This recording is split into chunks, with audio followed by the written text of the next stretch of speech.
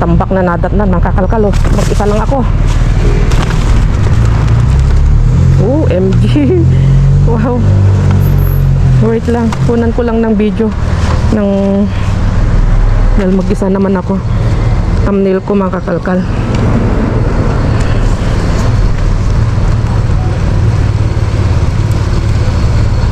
Tambak ay.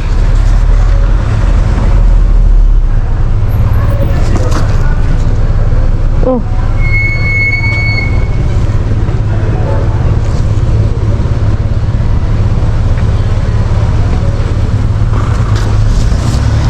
Oh, sunggab agad yung itlog. Jessie.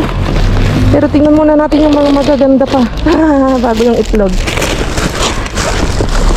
Thank you, Lord. Wow. Solo natin. Ang daming gatas. Wow. Ano kaya itong Diyos ko, Lord. Hindi ko alam anong unahin ko. Ano to? Ay, tinapay. Check natin yung mga ano na plastiko. Oh la, oh lala. Oh lala, Diyos ko Lord, di ko na alam yung unahin ko. Matataranta na naman tayo sa dami.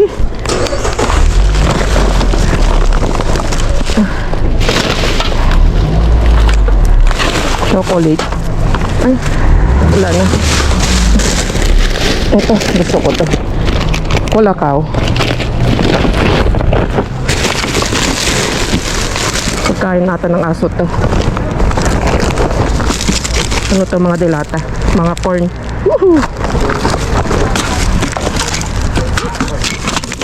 Hershey. Pasta. Ano natin yung mga pagkain ng aso. May baso pa. Ano to? Ano to? Asin? Asin. Maestro de Sal. Asin to. Kunin natin tong mga ano, pagkain ng mga aso. Pwede natin pamigayan kay hermana. Mga beer, Aquarius. Pasta. Goods na goods pa. Asin.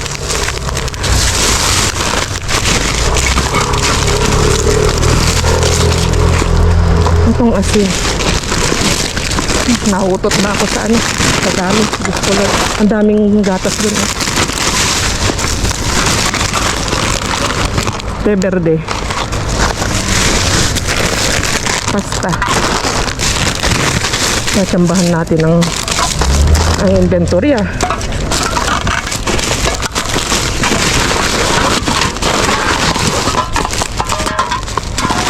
Okay.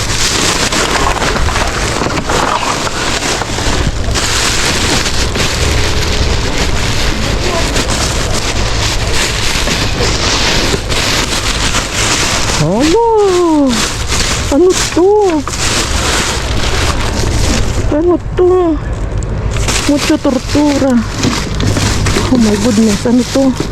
Mga energy drinks? Ang dami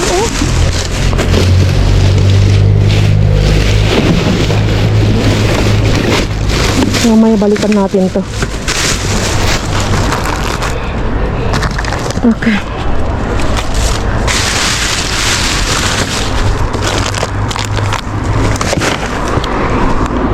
Nagwa con gas. Hindi natin makukuha lahat. Kumuha lang tayo yung mga gusto natin. Ngayon lang ulit tayo naka-jackpot ng ganito kadami. Buhatin na natin itong isang ano meron dito. Mga tinapay. Kuha tayo ng tinapay kasi wala na akong tinapay. April 29.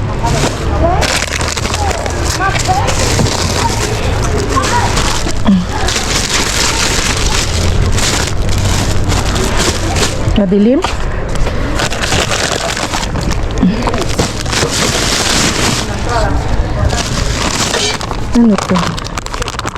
Abutin.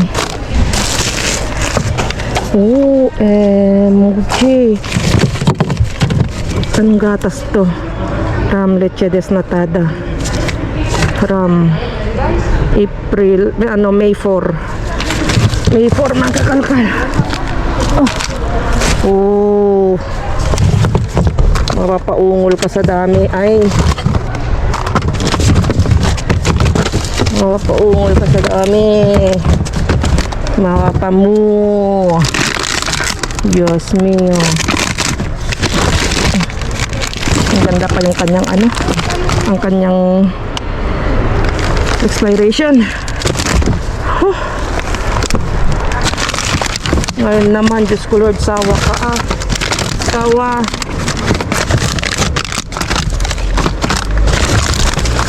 Okay, puro gatas ko nandito sa ilalim. Tapos kung mga gulay siguro sa ilalim. Okay. Iwanan natin dito kung sino may gusto. Buhatin natin yung kaya natin buhatin.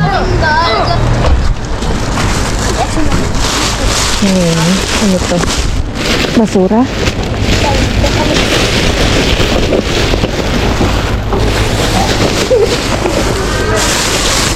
Wala na.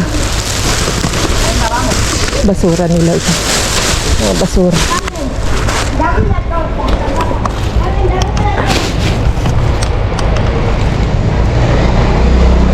Booster drink ito, booster drink. So hindi tayo kukuha nito. Kita nyo naman oh. Ano to? Parang green tea. Lasang green tea to. Ay, hindi, apple clutch. Apple. Yung expiration May 2. Pwede pa. Kuha nga tayong tig-isa. Ito mango. Ito naman ay cherry. Cherry ko, hindi siya Jericho. Cherry ko, 3. Magusto to ni kuya.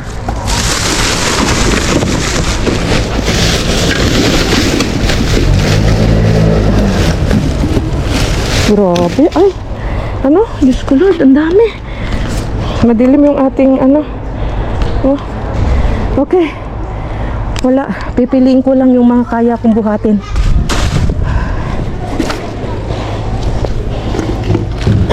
Tagwa ko ng gasto.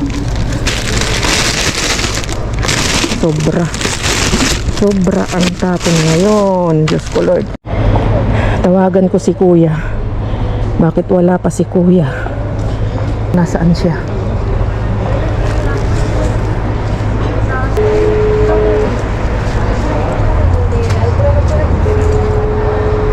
Wala, hindi sumasagot si kuya. Tawagan ko rin si Ate Langga. Kuya, ¿dónde estás?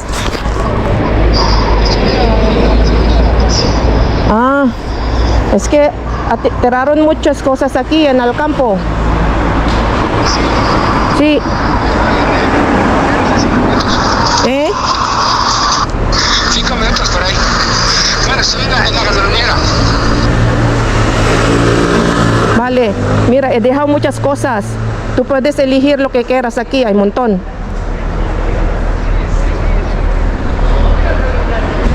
Vale, venga. Hasta ahora, kuya. So, ayan na. Parating pa lang siya. So, mag-ano lang tayo. Isasalansan ko lang yung mga nakuha ko. At antayin natin si kuya. Oh, mira, montón, kuya. Okay. Stop. Madre mía. Para alguien. ¿Cómo? Bueno, llevo 5.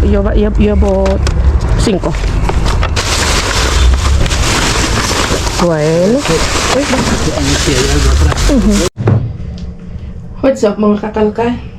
Kararating ko lang. Galing ako ng opisina. Dito yung parang opisina ng, ano ba tawag doon? Sa mga ng mga ayuda, halimbawa nag-lift ka, nagparo ka, mga ganon. Kung saan man nilalakad yung mga papeles. Paano ko ba sasabihin yun? Dito sa may INS ba yun? INS o SEPE? Kasi galing ako doon. Humingi ako ng, ng appointment ko kasi nga kailangan kong i-renew yung aking papeles.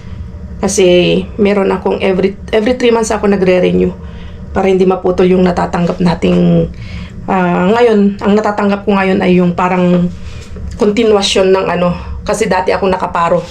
Dati akong nakaparo, mga kalkal. Ibig sabihin yung paro, yung iba unemployed ka, may matatanggap kang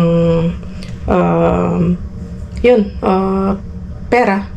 Hindi ko alam kung paano ko i-explain. Basta parang ayuda.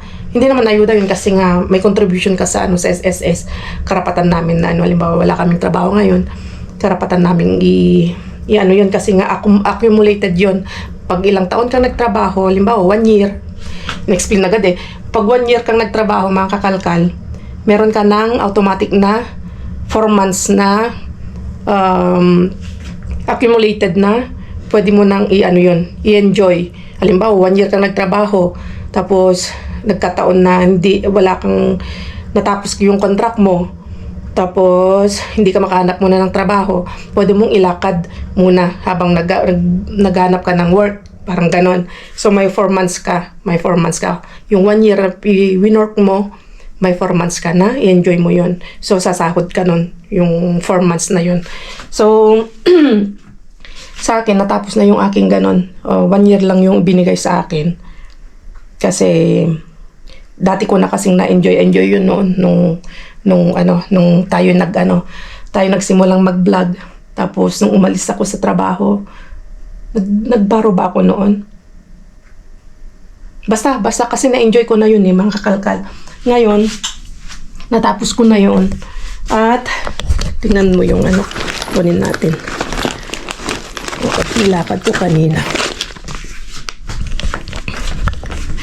At ngayon naman, sa akin, yung ibinigay sa akin ay yung continuation ng subsidio, tawag doon. Ito yung ganito siya.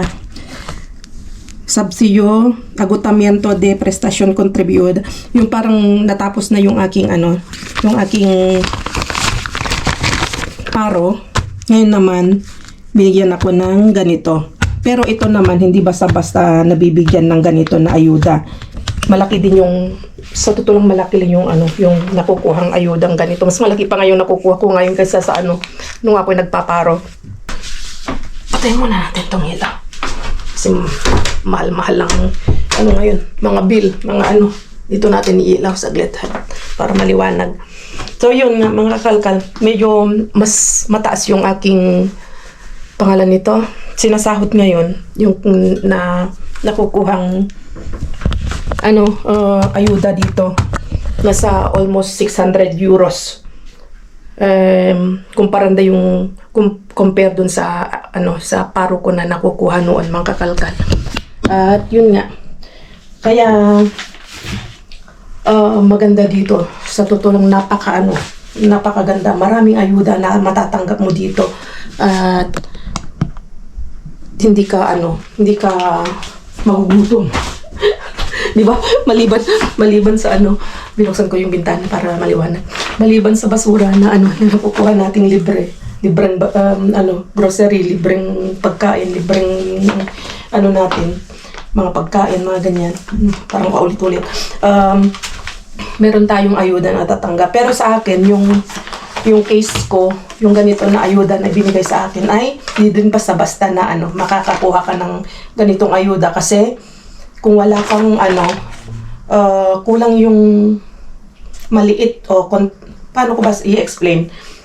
Nang hirap kasi sa mga ganito, hindi ako sa mga ganitong tutorial mag-explain. Ganito na lang. Kailangan more than 15 years o at least may 15 years ka nang nagwo-work dito. At least may contribution ka na sa sa SSS na 15 years na nagwo-work, na kakalkal, para mabigyan ka ng ganitong ayuda. Kaya ako matagal na akong since 1999 naka na ako ng SS ng ko dito, naka na contribution ko, kaya medyo mahaba-haba, malaki-laki na yung aking contribution. Kaya kahit hindi na ako magtrabaho, ko na, covered ko na yung 15 years mga kakalkal para pagdating ko ng 67 years old, matik na akong magpensyon. At yun nga, magpe-pension ka na lang. Makakatanggap ka na ng pension mo. Kasi dito, kailangan maabot mo yung minimum na 15 years para makapag-pension. Kaya, halimbawa, nagtrabaho ka dito, ilang taon lang, tapos hindi mo ma-reach yun, wala kang hindi ka ata makakapag-pension. Basta ganun. Basta, minimum 15 years. Ako, sobrang tagal ko na rin nagtatrabaho, mga kakalkal. Bata pa ako kasi pumunta dito. Kasi noong mga kalkal, puro trabaho. Tapos, yun nga, di ba? As in talagang trabaho ng trabaho. Hanggang sa na-accumulate ko yung 15 years na Sa akin, sa totoo lang, more than 15 years na ako nagtatrabaho. Siguro, nasa kotisasyon tawag doon. Yung parang binabayaran natin, contribution natin sa SSS. Nasa more than 15 years na akong nag-work, mga kalkal. Siguro, mga nasa 20, mga ganun na ako may contribution sa SSS, mga kalkal. Kaya, na-grant yung ganitong ayuda na hinihingi ko. Kaso nga lang ito, every 3 months, parang paro din, parang yung dati ko ding ayuda. Every 3 months ka din na magpresenta para hindi maputol. Isipin nyo yun, mga kakalkal, di ba? Magpresenta ka lang para at least continuation yung yung ayudang natatanggap. Kasi kung hindi ka magpresent diyan bago yung 3 months na binigay, pwede siyang maputol. Kaya, thank you kasi nga may mga bunga yung mga pagsasakripisyo natin, yung mga mahabang pagtatrabaho natin. Kaya ako sa totoo lang, parang nakapre tawag doon? Prehubilar tawag doon. Ano bang prehubilar sa English? Yung pre-pension na, yung retirement, tawag ba doon? Diba, sa edad kong ito, 47 years old. At least tayo, na-enjoy na natin yung mahabang pagtatrabaho natin nung bata pa tayo.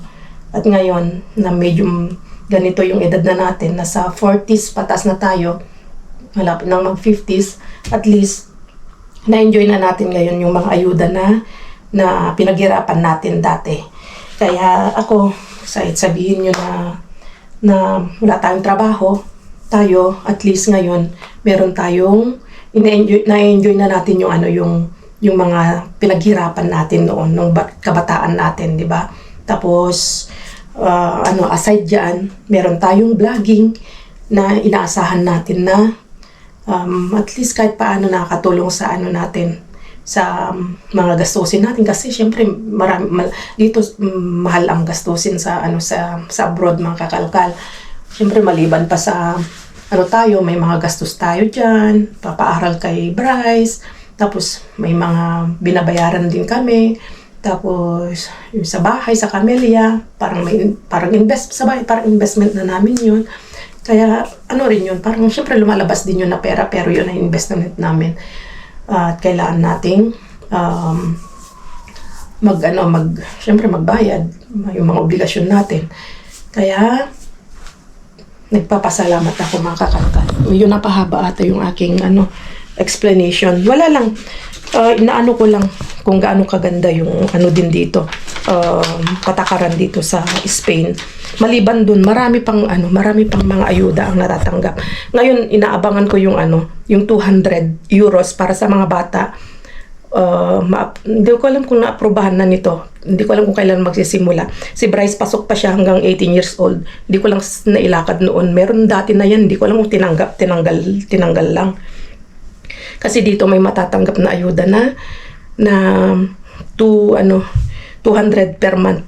Isipin nyo yung 200 per month, yun, mga kakalkal. Tapos dito kapag marami kang anak, may ayuda ka ding natatanggap. Maliban sa mga groceries, mga ganon, sa mga church, mga ganon, may matatanggap din silang ayuda, pera. Kaya dito maraming benepisyo na tatanggap mga kalkal. Kaya yung mga paghihirap mo na pagtatrabaho, pagbabayad mo ng mga sa SSS, mga ganun, mga contribution mo sa SSS, hindi yan, hindi nasasayang. Kaya, yun nga, yung mga nangangarap na mapunta dito sa, sa Spain, malay nyo, di ba, one day makapunta kayo dito at ma-enjoy nyo din kung ano yung mga na-enjoy ko ngayon. At, yun, praying na yung mga nangangarap na kapwa ko Pilipino, mga kababayan natin, di ba? Tiwala lang, magtiwala lang kayo kasi ako, kita nyo, hindi ko akalain na ako mapunta dito sa Spain, mga kakalkal.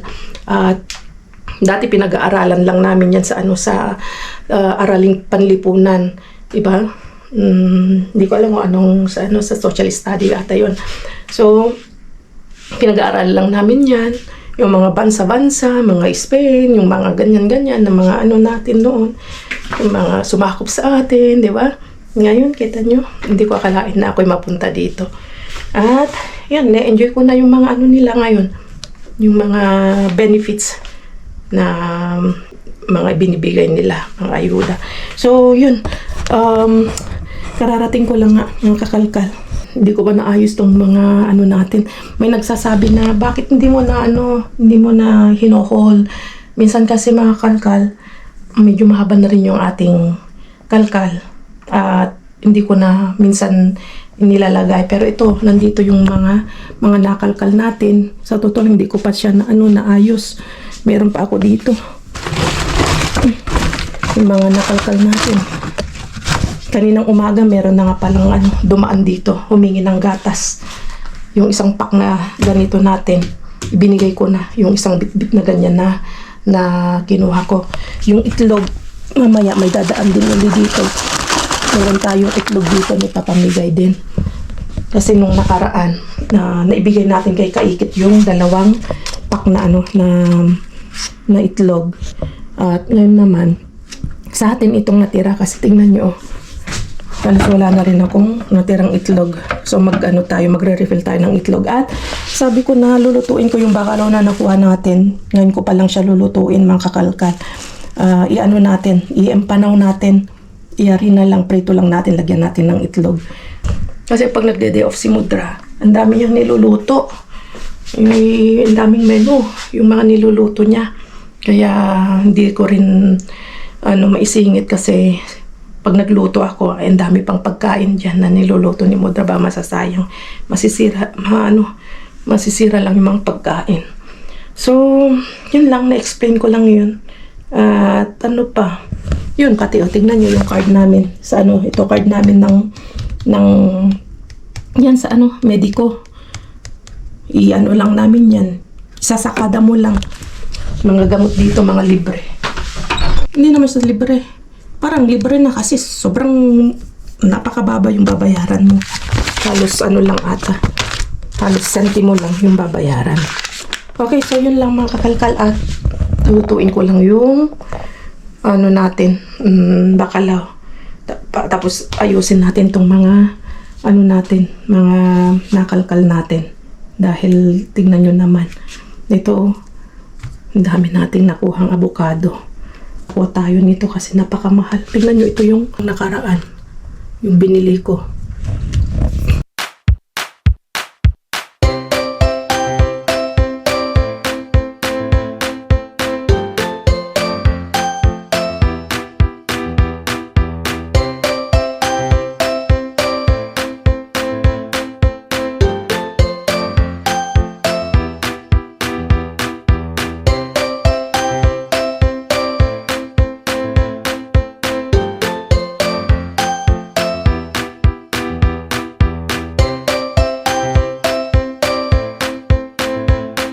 Naibabad na ito ng hindi ko alam kung nandyan pa yung clip ko nung binabad ko siya. Binabad ko to ng magdamagan para maalis yung konting alat kasi ito, yung bakalaw na ganito, maalat ito. Hindi siya presko. So yan, nagdagdag lang ako ng konting asin dito. Konting-konting lang para magkalasa yung itlog saka yung harina. Ito, hindi ko na pala nilagyan ng asin. Kasi nga, di ba, maalat na. Kaya, Ba't i-ano natin? Ganyan, i-ano natin. Wala na akong ilaw. So, primero, ang gagawin ko ay ito muna. Ganyan muna. Natin to.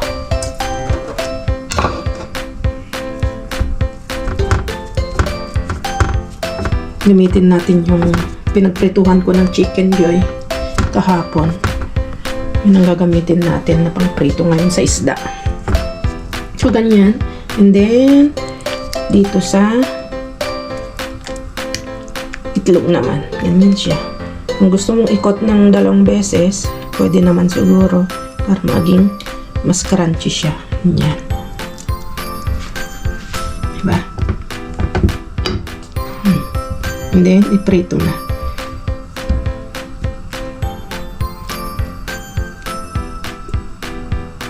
Tapos, isa pa. Ganun lang yan.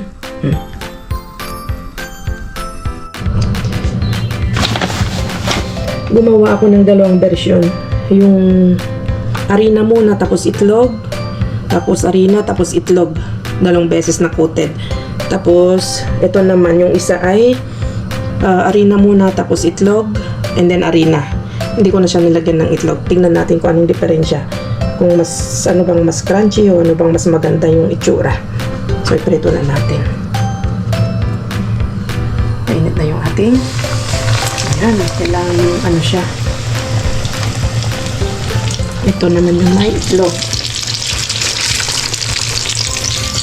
Para malaman natin.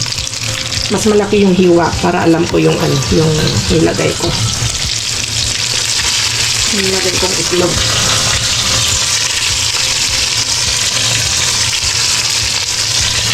Napakasarap ng bakalaw. At sa totoo lang, napakamahal din nito mga kakalkal. Ang mahal-mahal ng bakalaw. So, okay na siguro yan. Mamaya titignan natin pagka-diferensya dahil titikman natin pag naluto na yan. Meron na pala akong gustong i-shout out. Si Ma'am Mirasol Buhian. Hello po sa inyo. Sabi niya, pa-shout out po sa aking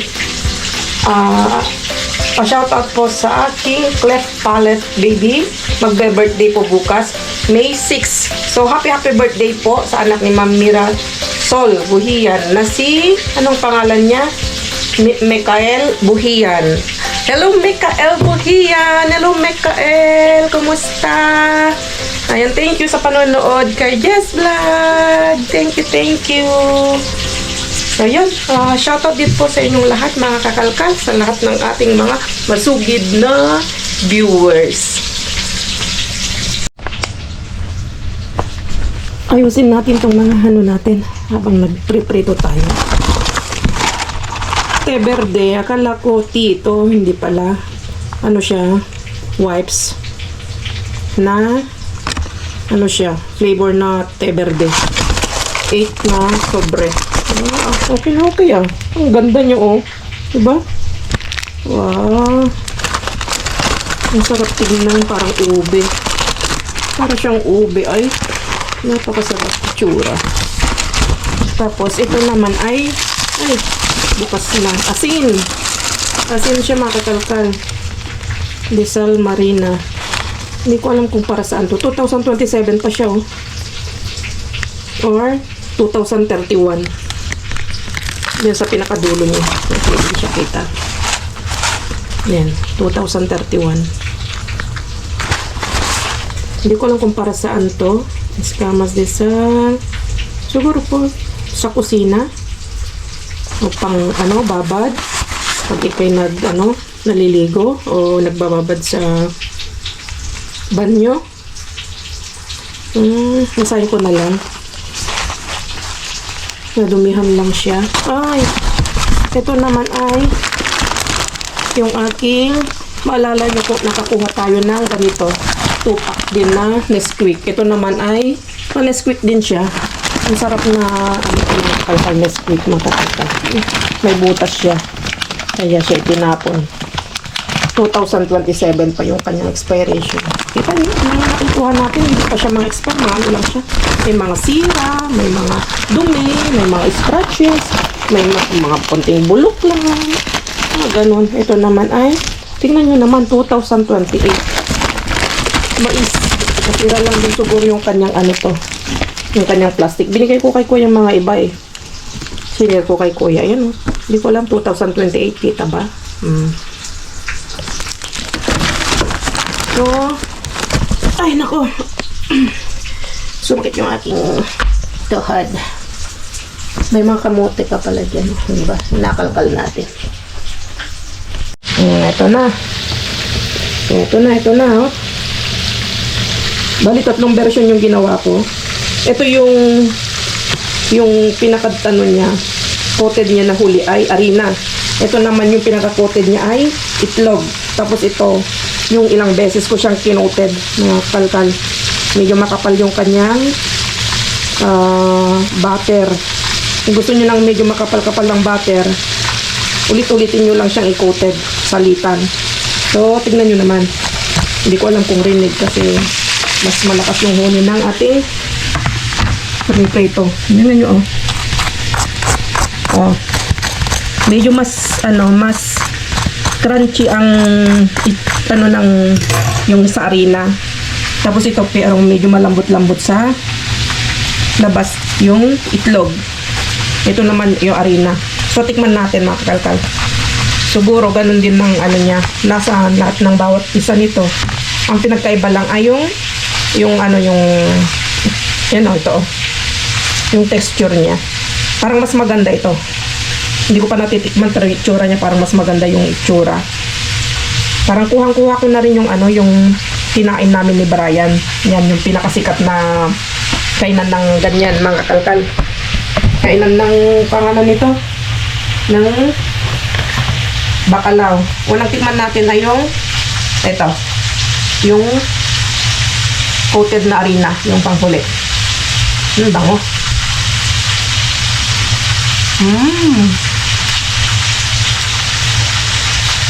Yung alat niya, nabawasan na. Ang sarap. Kulang na lang ng sausawan. Mayonnaise.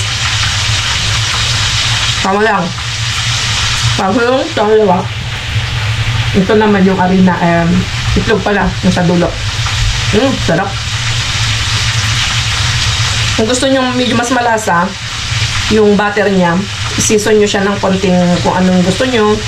Pero wag nang asin kasi nga maalat na yung bacalao. Pero kung mga ibang matay na yung aking ilaw. Pero ibang mga isda ang gawin nyo at ganitong way ang gusto nyo, yun nga, bahala na kayo mag-season anong yung lasang gusto nyo. Nakalambok nga. Sarap. Magkaiba yung lasa. Yung crush nga mga kakalkal, medyo parang mas suabe. Pero crunchy pa rin siya. Hindi katumbas nitong ito na arena yung huli. Ito naman itlog. Depende na kung anong gusto nyo. Pwede yung laro-laruin para maalam nyo kung anong diferensya. Parang kung gusto ko. Sarap. Parehong gusto ko. Pareho lang. Ay, ito naman pala yung sobrang makapal naman ng butter nito. Kung gusto yung makapal ng butter, gawin yung ganito. Ayoko. May yung makapal ng butter.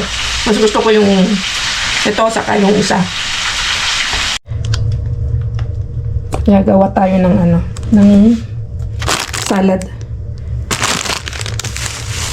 Tapos ito, yung niluto kong na-dumpster nating beetroot mga kakalkal, nilaga ko na siya. Nilagay ko siya sa mga ganito. Tapos i-freezer ko siya para hindi siya masira. Tapos yung mga iba, i-ginujuice natin. So, magsasalad tayo para may partner yung ating pangalan nito. Yung ating nalutong bacalao. Wow, dami. Tapos na akong magprito. Saing natin itong nakuha nating rice. Ekologiko. Walang etchos, walang halong chemical daw. Okay. Hindi ko mabuksan.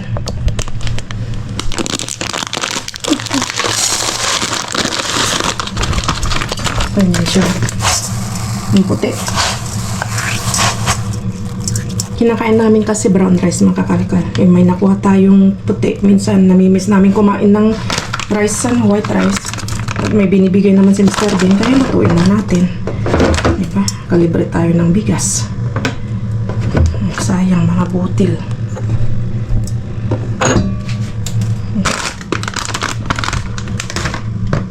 Okay. Magsaing lang ako. At ayun na, katapos na tayo. Napaghugas na rin ako. Naglilinis lang ako dito sa kusina. Iis-is ako ng konti. Kasi madumi. Madumi yung ating kusina. Ang daming mga mancha-mancha. Mga ganyan, oh. Yan, malikod-likod ng mga basura. Sinala ko din yung aceite. Tapos balik natin ito mamaya. Na-dumpster ko din to, mga kakal. Ay, kayo. Ay. May konting sira lang siya dito. Pero napakaganda niyang paglagyan ng mga excess na mga gamit na mga aceite. Di ba? Meron na tayong kanin, bigas na bigay ni Mr. Bean. Libre pa yung ulam. Ang galing. Thank you, Mr. Bean.